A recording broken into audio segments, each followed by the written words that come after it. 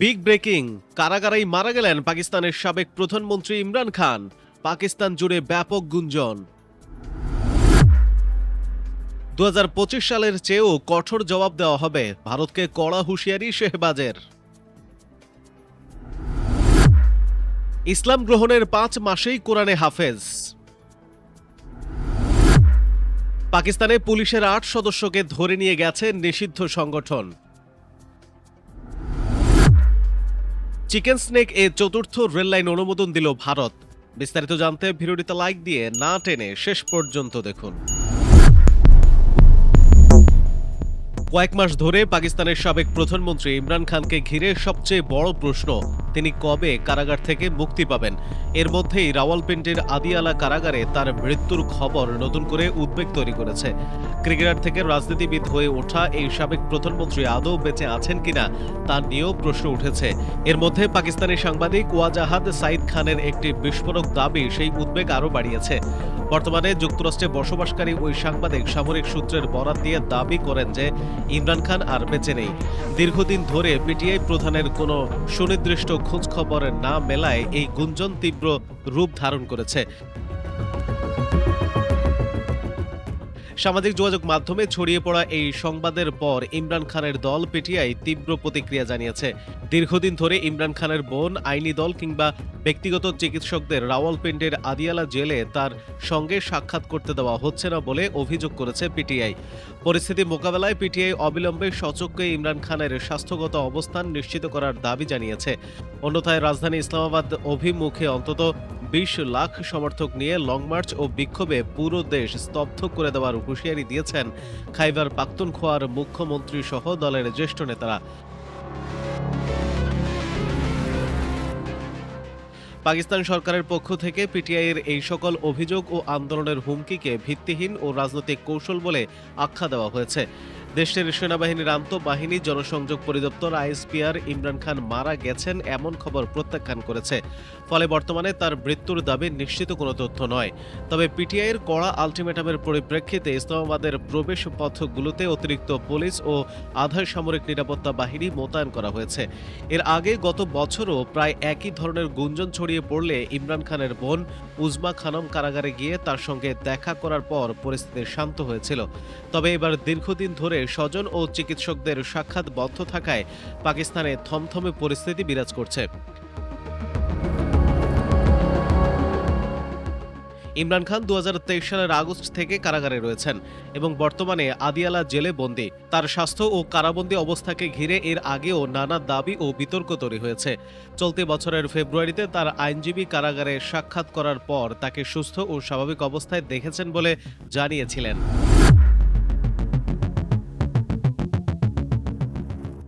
এদিকে 25 সালের চেয়েও কঠোর জবাব দেওয়া হবে, ভারতকে কড়া হুঁশিয়ারি শেহবাজ শরীফের। সিন্ধু নদের পানি নিয়ে ভারতকে কড়া হুঁশিয়ারি দিয়েছেন পাকিস্তানের প্রধানমন্ত্রী শেহবাজ শরীফ। তিনি বলেছেন, সিন্ধু নদের পানির প্রতিটি ফোঁটাই পাকিস্তানের জন্য রেড লাইন। শান্তি চাইলেও দেশের সার্বভৌমত্ব ও প্রতিরক্ষার উপর কোনো হুমকি এলে 2025 সালের মে মাসের চেয়েও কঠোর জবাব দেওয়া হবে বলে ভারতকে সতর্ক করে দিয়েছেন তিনি। সংবাদ মাধ্যম টিআরটি ওয়ার্ল্ড বলছে, পাকিস্তানের 80তম স্বাধীনতা দিবসের আগের দিন বৃহস্পতিবার রাজধানী ইসলামাবাদে ইয়াদগার ই ফাতাহ স্মৃতিসৌধ উদ্বোধন উপলক্ষে আয়োজিত অনুষ্ঠানে শেহবাজ এসব কথা বলেন। তিনি বলেন, পাকিস্তানের শান্তি চাওয়াকে কোনোভাবেই দুর্বলতা হিসেবে দেখা উচিত নয়। শেহবাজ বলেন, পাকিস্তান যুদ্ধ নয়, শান্তি চায়, তবে শান্তি চাওয়াকে দুর্বলতার লক্ষণ হিসেবে দেখা উচিত নয়। তিনি বলেন, মর্যাদা ও দৃঢ়তার সঙ্গে আমরা শান্তির পক্ষে অটল।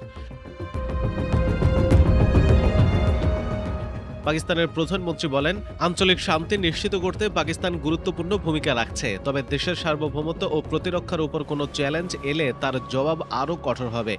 তিনি বলেন, কেউ যদি পাকিস্তানের সার্বভৌমত্ব ও প্রতিরক্ষাকে চ্যালেঞ্জ করে তাহলে 25 সালের মে মাসের চেয়েও কঠোর জবাব দেওয়া হবে।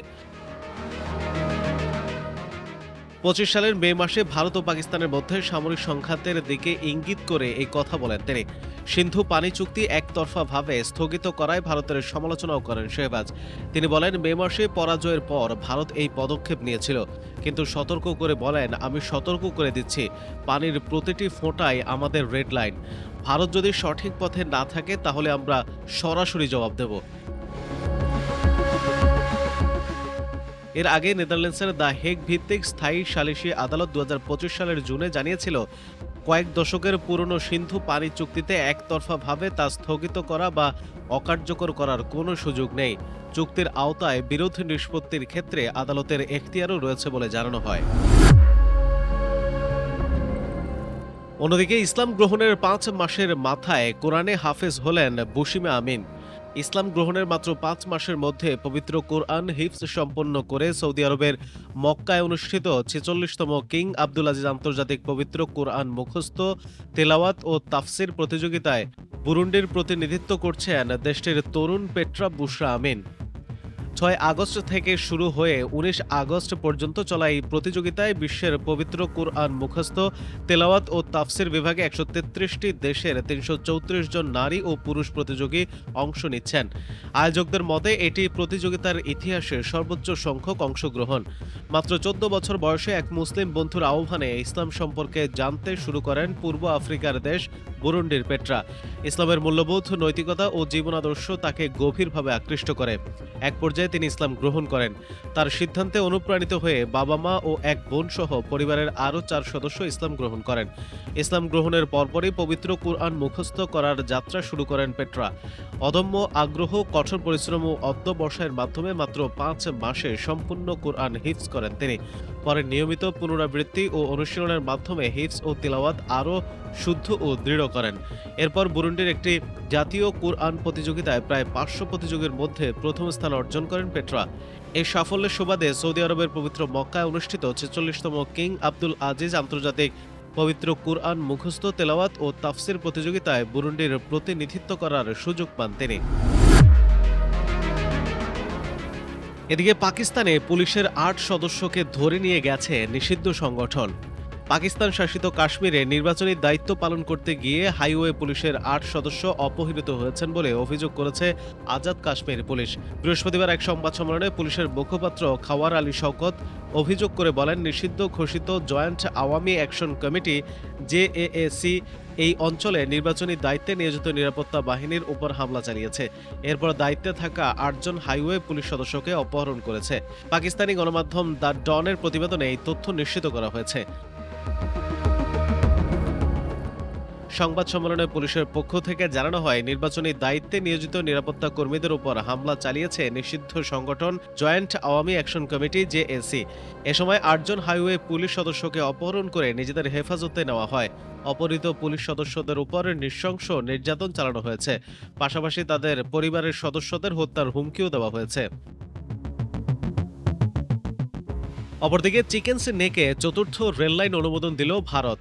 ভারতের উত্তর পূর্বাঞ্চলের সঙ্গে মূল ভূখণ্ডের যোগাযোগ ব্যবস্থা আরও সুদৃঢ় ও নিরাপদ করতে কৌশলগতভাবে অত্যন্ত গুরুত্বপূর্ণ শিলিগুড়ি করিডোর বা চিকেন্স নেকে চতুর্থ রেললাইন নির্মাণের আনুষ্ঠানিক অনুমোদন দিয়েছে দেশটির কেন্দ্রীয় সরকার। উত্তর পূর্ব সীমান্ত রেলওয়ের জেনারেল ম্যানেজার চেতন কুমার শ্রীবাস্তব সম্প্রতি এক সংবাদ সম্মেলনে এই গুরুত্বপূর্ণ তথ্য নিশ্চিত করেন। রেলওয়ে সূত্র জানায়, ভারতের উত্তরবঙ্গের এই সংকীর্ণ ভূখণ্ডটি দেশটির উত্তর পূর্বাঞ্চলের ৮টি রাজ্যের সঙ্গে বাকি অংশের যোগাযোগের একমাত্র ভূ রাজনৈতিক ও লজিস্টিক লাইফলাইন হিসেবে কাজ করে। এর কৌশলগত গুরুত্ব ও ক্রমবর্ধমান পণ্য ও যাত্রী পরিবহনের চাপ সামাল দিতে সরকার এই করিডোরের সক্ষমতা বহুগুণ বাড়িয়ে তোলার উদ্যোগ নিয়েছে। এনএফআর সূত্রে জানা গেছে, পূর্বে এই সেকশনে কেবল একটি তৃতীয় লাইন নির্মাণের প্রস্তাব থাকলেও বর্তমানে কৌশলগত ও নিরাপত্তা চাহিদার কথা বিবেচনা করে একই সঙ্গে চতুর্থ লাইনেরও অনুমোদন দেওয়া হয়েছে। এছাড়া তিনবাইহাট ও বাগডোগরার মধ্যে প্রায় ২৯ কিলোমিটার দীর্ঘ একটি ডাবল লাইন ভূগর্ভস্থ আন্ডারগ্রাউন্ড রেল প্রকল্প হাতে নেওয়া হয়েছে।